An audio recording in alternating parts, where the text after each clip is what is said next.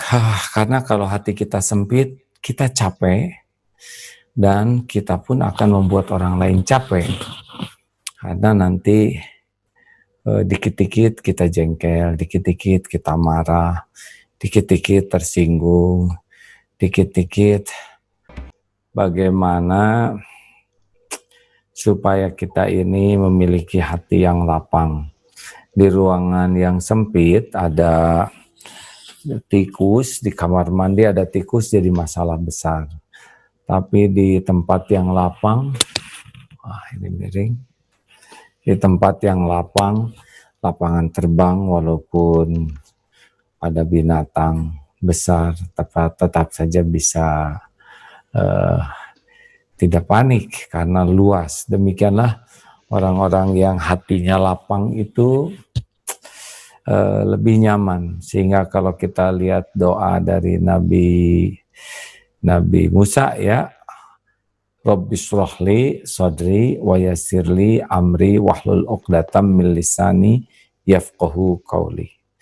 Jadi ternyata perkataan yang baik itu urusan yang beres, serta perkataan yang baik itu diawali dengan hati yang lapang. Rabbi shrahli sadri, minta dilapangkan dadaku ini. Hatinya tuh kalau dadanya lapang, maksudnya bukan bentuk fisik dada, tapi lapang dada itu lega, bijaksana, tidak mudah terpancing, tidak mudah jengkel, tidak mudah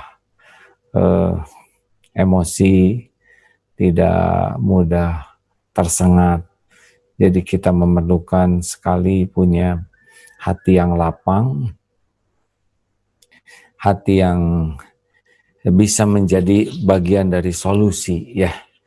Jangan sampai kita adalah menjadi sumber masalah. Kita harus latih terus ini, memiliki kelapangan hati, kematangan pribadi ini. Sebentar ya.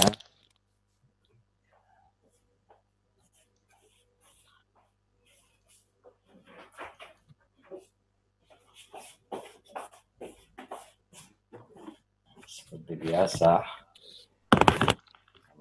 terlalu bawah.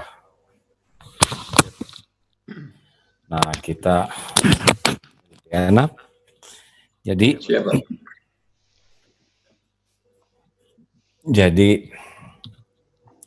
kita harus punya semangat untuk memiliki hati yang lapang dan melatih diri terus-menerus untuk memiliki hati yang lapang. Karena kalau hati kita sempit, kita capek, dan kita pun akan membuat orang lain capek. Karena nanti dikit-dikit kita jengkel, dikit-dikit kita marah, dikit-dikit tersinggung, dikit-dikit uring-uringan, dan itu kita tidak bahagia.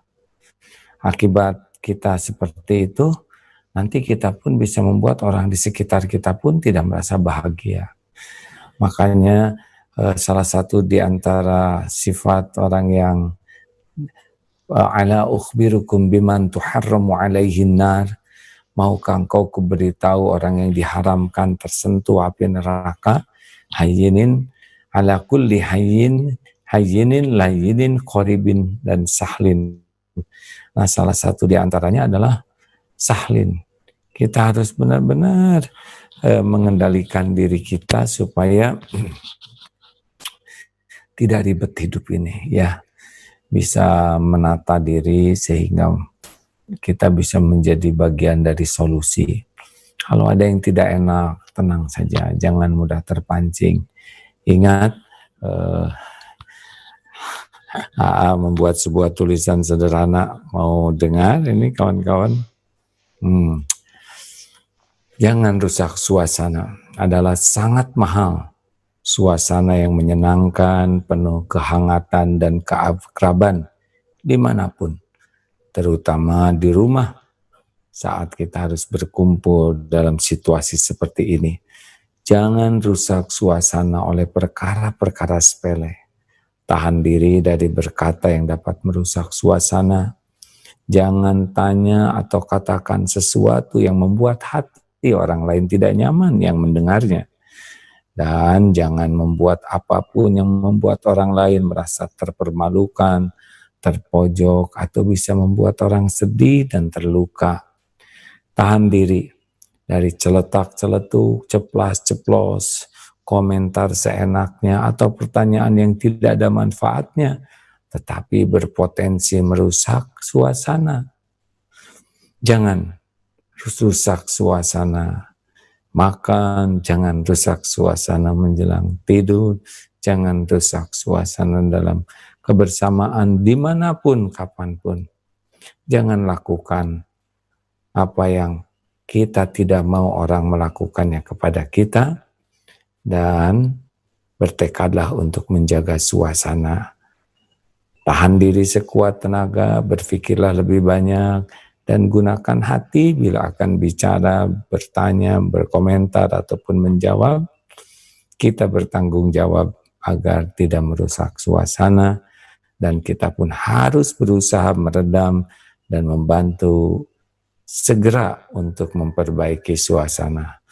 Kuncinya hati kita harus berusaha bersih, harus berusaha lapang, harus berusaha bijaksana, dan harus selalu menginginkan kebaikan dan kebahagiaan bagi semua.